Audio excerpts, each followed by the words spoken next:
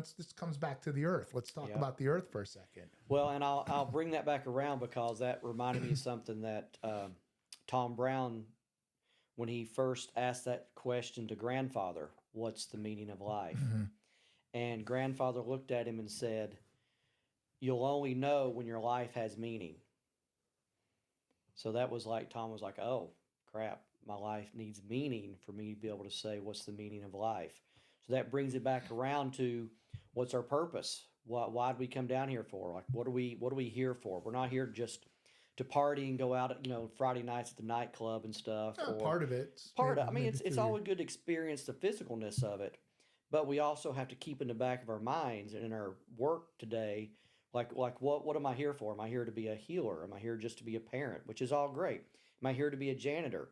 It's all great. It's like if you put your energy into whatever you're doing, whether it's sweeping a floor, taking care of your kid, washing dishes, the whole thing about chop wood, carry water, the Buddhists say. So it doesn't matter like what your purpose is, and it can change all the time. It's just like how much energy what's your intent?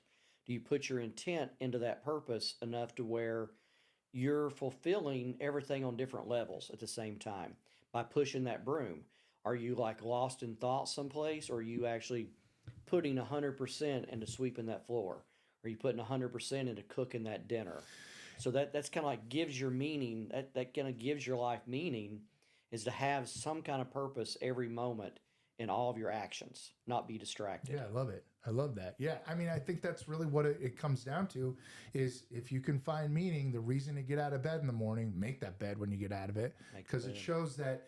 I also heard this saying once that how you do one thing is how you do everything. I've heard that before. I Yeah. love that too because it's like if you make your bed, I keep coming back to the making the bed thing. Then when you walk over to the bathroom, you'll see a couple of dirty socks or clothes on the floor. You'll pick them up and throw them in the hamper.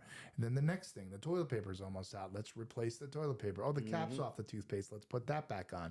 Living with kids is driving you nuts. But It'll drive you nuts. it teaches you many things. Yeah, Though. I'm not going to throw my wife under the bus right now, but living with people in general in a community is it's awesome, and it's also challenging.